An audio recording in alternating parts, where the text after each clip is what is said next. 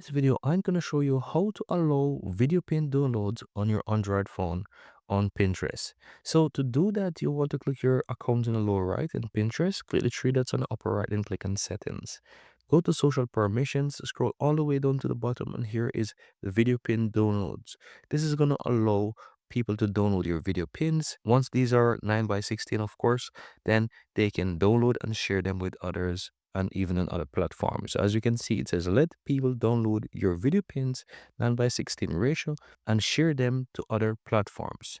And so as well, you don't have to worry because these videos will also feature a watermark with your username. So no one will think that it's their content. It will show that it's your username, of course. So just keep that in mind. That is something that is available to you and you can allow it. It's going to also give you some exposure if you need to have this feature as well.